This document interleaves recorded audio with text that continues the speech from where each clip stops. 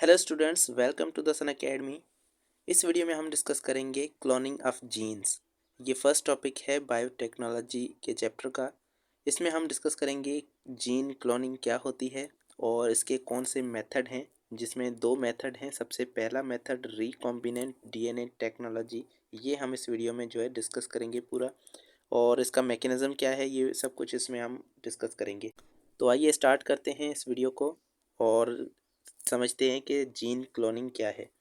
अब cloning word जो है ये आपने पहले सुना होगा, अगर नहीं सुना तो इसमें हम देखते हैं कि gene cloning is a technique. ये एक ऐसी टेक्निक है जिसमें हम जीन की मल्टीपल कॉपीज़ बनाते हैं।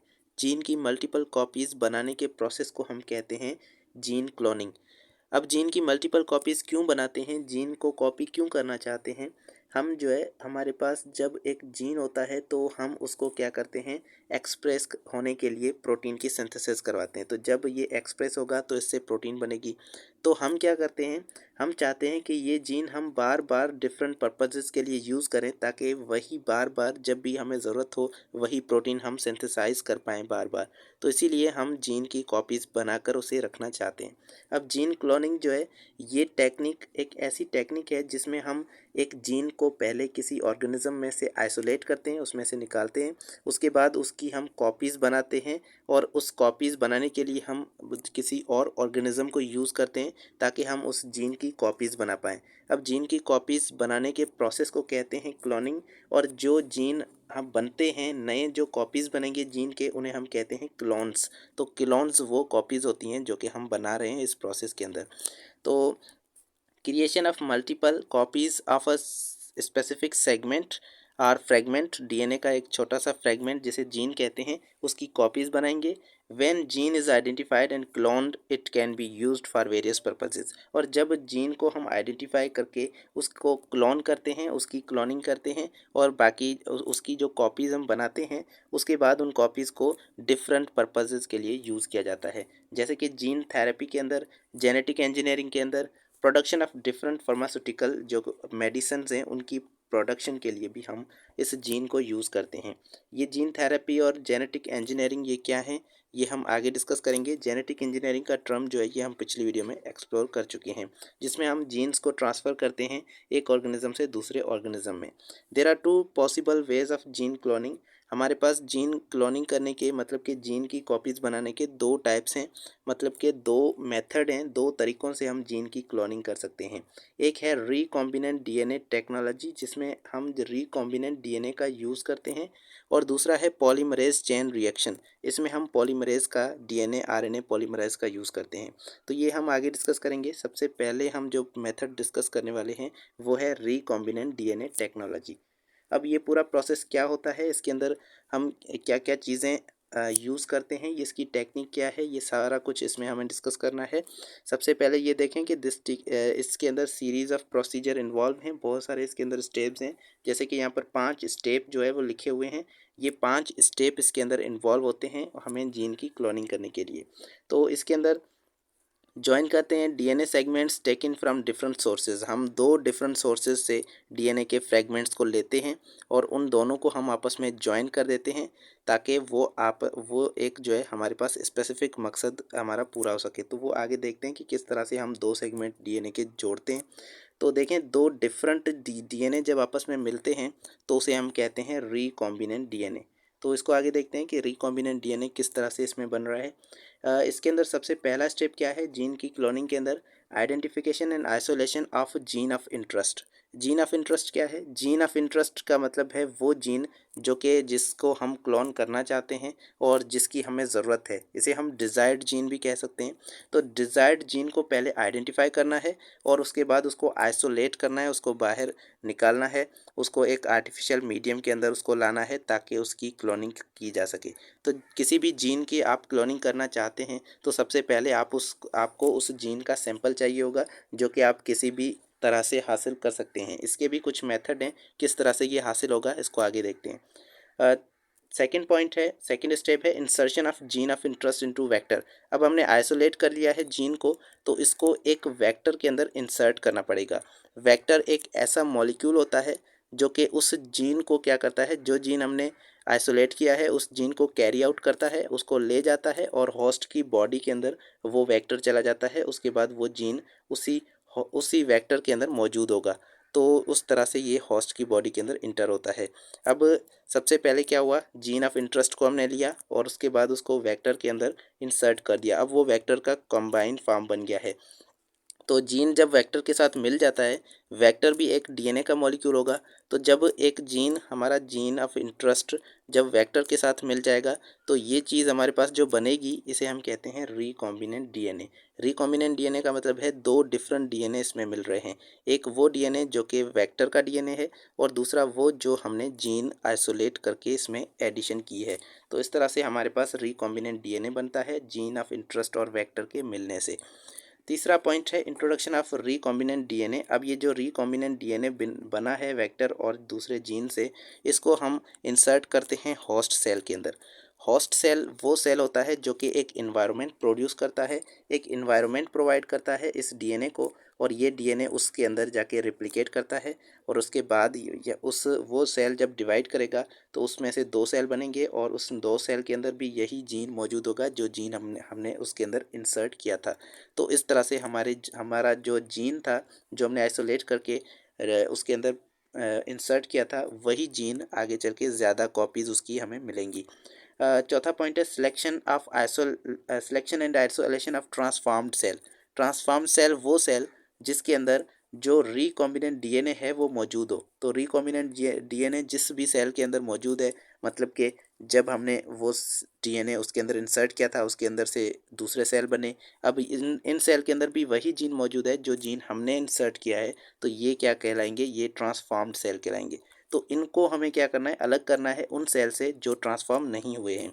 तो ट्रांसफॉर्म्ड सेल हम अलग करेंगे ताकि हमें सिर्फ वो जीन मिले जो हम चाहते हैं। हमारा जीन ऑफ इंटरेस्ट जिस भी ऑर्गेनिज्म के अंदर मौजूद हो उस सेल को हम अलग करेंगे। उसके बाद लास्ट पॉइंट है कि अब हमने ट्रांसफॉर्म सेल को अलग किया है, उसके अंदर से रिकॉम्बिनेंट जीन जो हमें मिलेंगे, जो मल्टीपल कॉपीज़ मिलेंगी, उससे हम प्रोटीन सिंथेसिस कर सकते हैं। तो ये 5 पॉइंट्स हैं जो कि रिकॉम्बिनेंट डीएनए टेक्नोलॉजी के अंदर आते हैं। इन सभी को आगे हम एक्सप्लोर करते हैं और अंडरस्टैंड करते हैं कि किस तरह से ये पूरा प्रोसीजर होगा।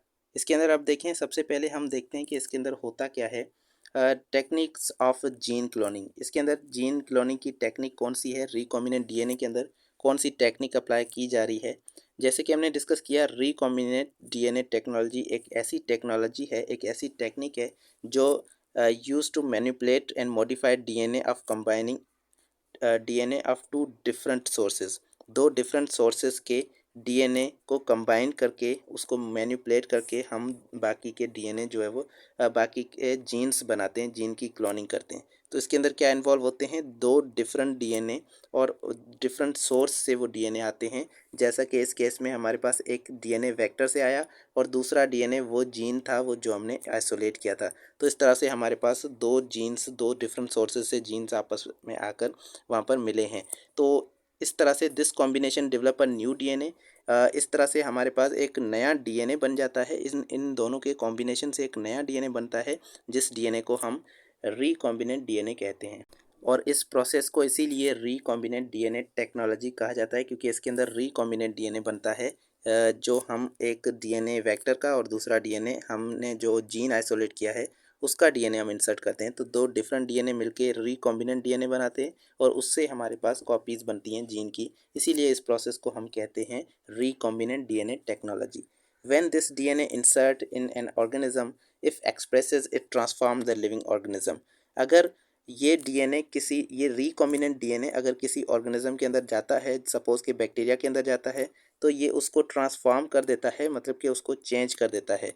तो इस तरह से क्योंकि इसके अंदर कुछ नई प्रॉपर्टीज़ मौजूद होंगी तो ये उस ऑर्गेनिज्म के अंदर जाकर एक्सप्रेस होगा तो वो उसको ट्रांसफॉर्म कर देगा। वही प्रॉपर्टीज़ उसके अंदर आ जाएंगी जो कि इस डीएनए की होंगी।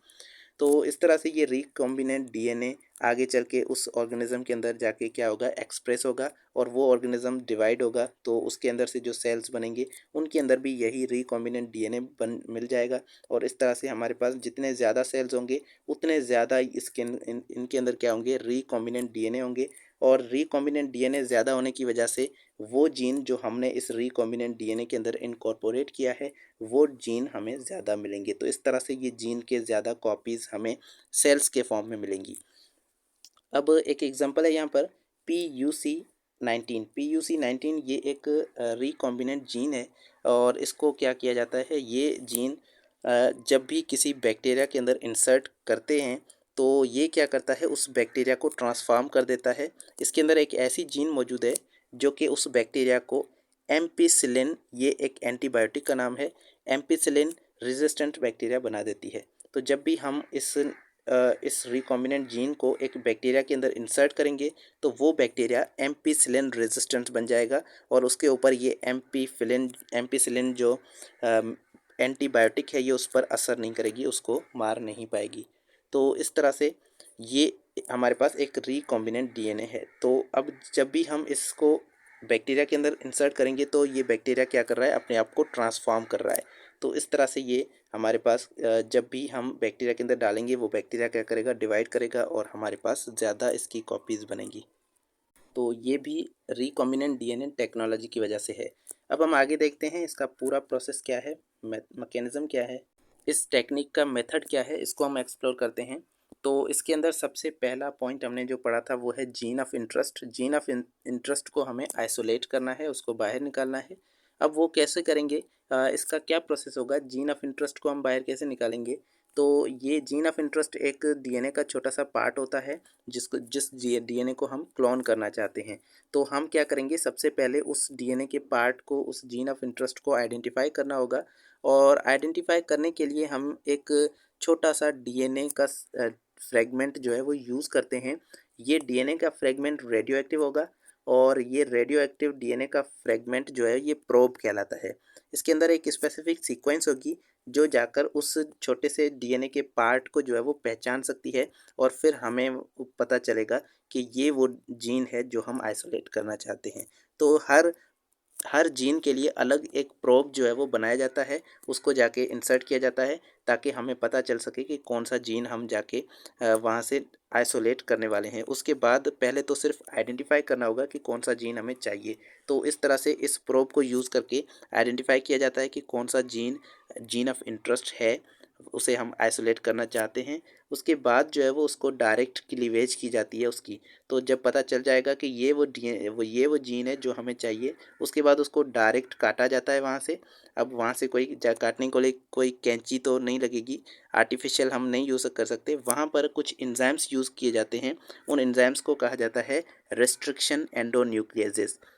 ये रेस्ट्रिक्शन एंडोन्यूक्लियेजेस जो है ये एक ऐसे एंजाइम है जो जाकर डीएनए के पार्ट को वहाँ से जाकर कट कर सकते हैं। अब देखें यहाँ पर इनका रोल जो है वो हम आगे डिस्कस करने वाले हैं, लेकिन यहाँ पर आपको ये समझना है कि ये रेस्ट्रिक्शन एंडोन्यूक्लियेजेस एंजाइम जो है जब भी जाकर एक डीएनए के पार्ट पर जाकर एक जगह पर जाकर एक्ट करेंगे तो वहाँ पर ये उसको काट देंगे और फिर दूसरी जगह से भी यही एंजाइम जो है उसको काटेंगे ताकि ये डीएनए का फ्रेगमेंट जो है वो हमें मिल सके, ये जीन हम आइसोलेट कर पाएँ। इन एंजाइम को एक और भी नाम दिया जाता है, वो है डीएनए सीजर। डीएनए सीजर या फिर मॉलिक्यूलर सीजर भी कहा जाता है इन एंजाइम्स को। तो ये एंजाइम्स एक्चुअली काटने वाले एंजाइम है, ये डीएनए को, क्रोमोसोमल डीएनए को काट देते हैं वहाँ से और उसके बाद हमारा जीन ऑफ इंटरेस्ट क्या हो जाएगा, आइसोलेट हो जाएगा, वो हमें हासिल हो जाएगा। तो जब जीन ऑफ इंटरेस्ट हासिल हो जाता है उसके बाद दूसरा हमारे पास पॉइंट आता है कि उसको हम वेक्टर के अंदर इंसर्ट कर दें।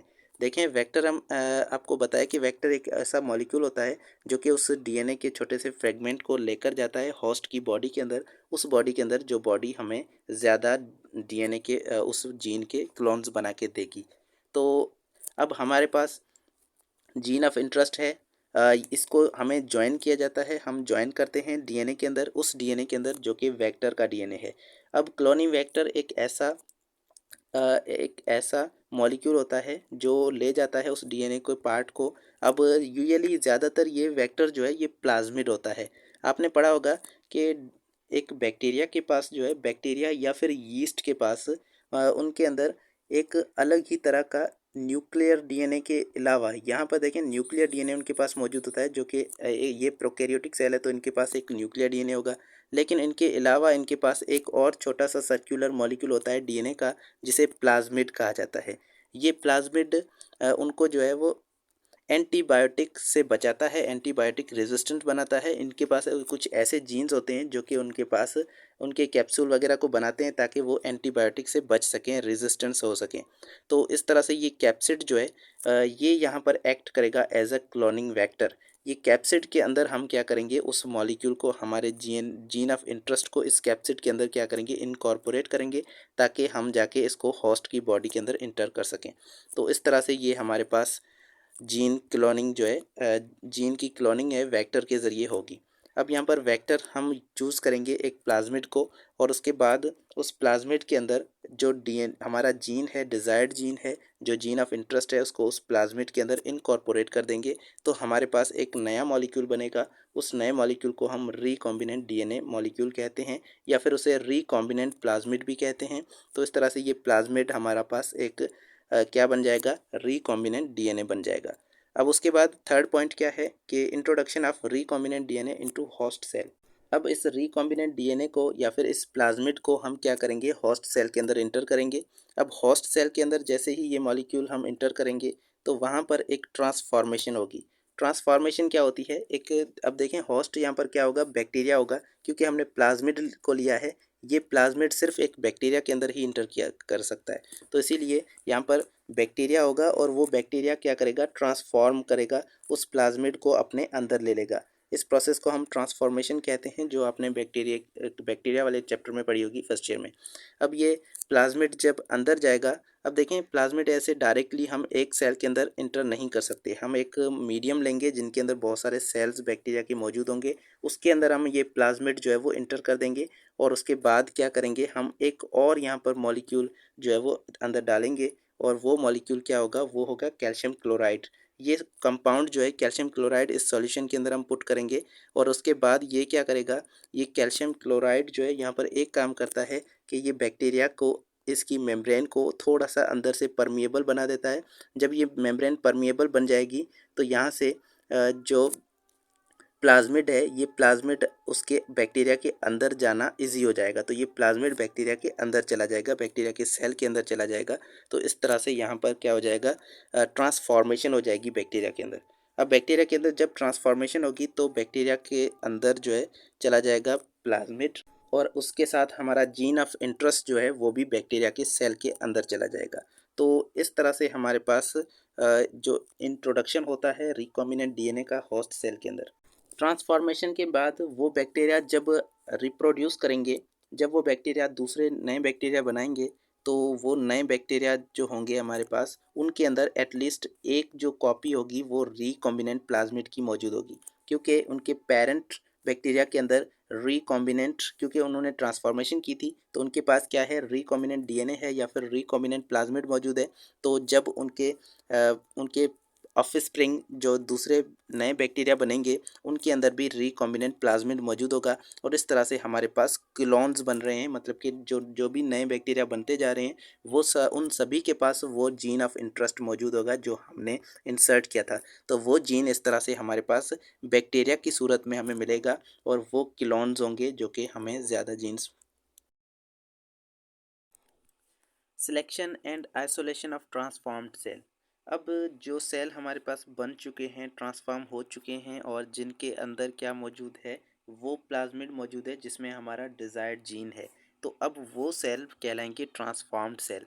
उन सेल को हमें अलग करना है बाकी सेल से, मतलब कि बाकी वो बैक्टीरिया जिनके अंदर हमारा दिया हुआ प्लाज्मिड मौजूद नहीं है, उनसे इन ट्रांसफॉर्म्ड सेल को अलग करना है, ताकि हमें सिर्फ वो ही बैक्टीरिया मिलें जिनके अंदर रिकॉम्बिनेंट प्लाज्मिड मौजूद है, हमारा डिज़ायर्ड जीन जो है वो जिसके अंदर मौजूद है।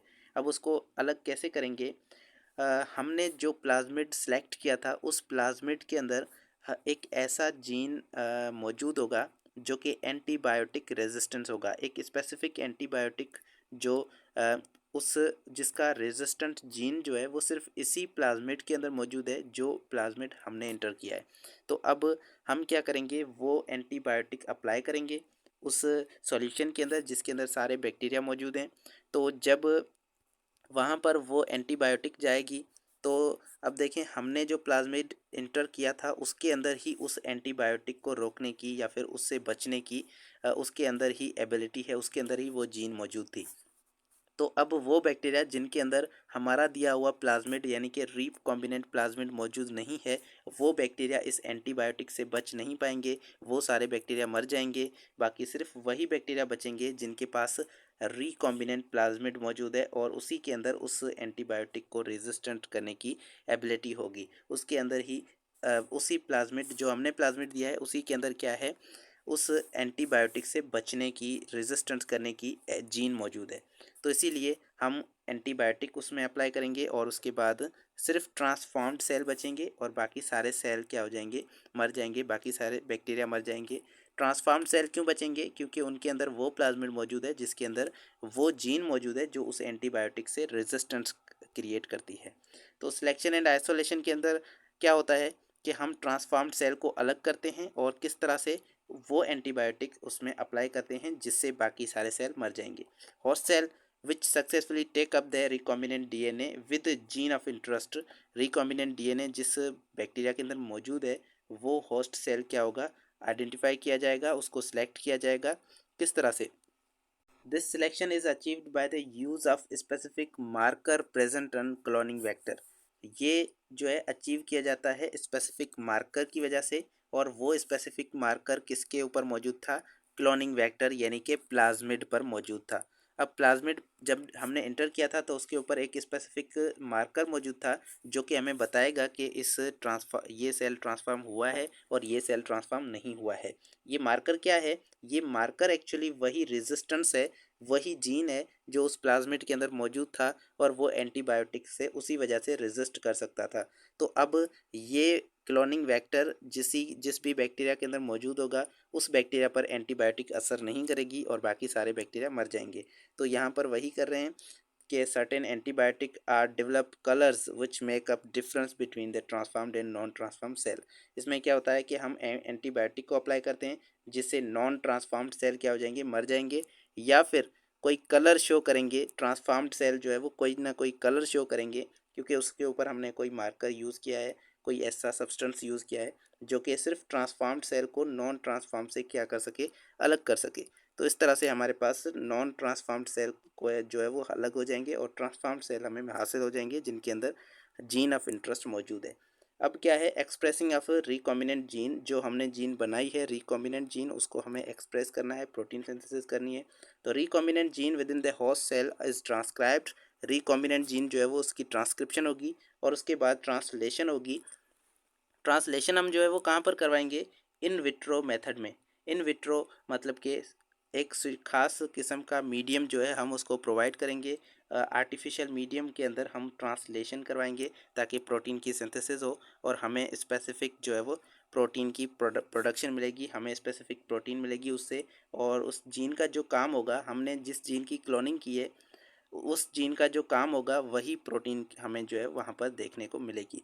तो इस तरह से ये जीन की क्लोनिंग होती है और उसके बाद ये जो भी जीन्स बने हैं, रिकॉम्बिनेंट जीन्स जितने भी बनेंगे वो सारे जो भी क्लोन्स बनेंगे उन्हें हम डिफरेंट मेथड्स के लिए यूज़ करते हैं और साथ में उसकी बहुत सारी एप्लीकेशंस हैं। रिसर्च के अंदर, मेडिसिन के अंदर, इंडस्ट्रीज़ के अंदर उन्हें यूज़ किया जाता है।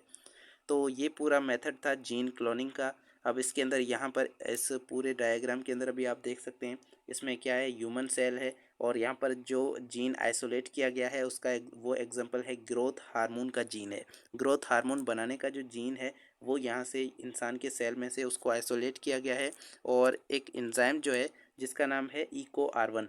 इको आर1 ये क्या है? ये एक ऐसा एंजाइम है जो डीएनए को कट करता है, मतलब कि ये एंडो न्यूक्लियस एंजाइम है और ये एंडो न्यूक्लियस एंजाइम का नाम क्या है? Eco R1.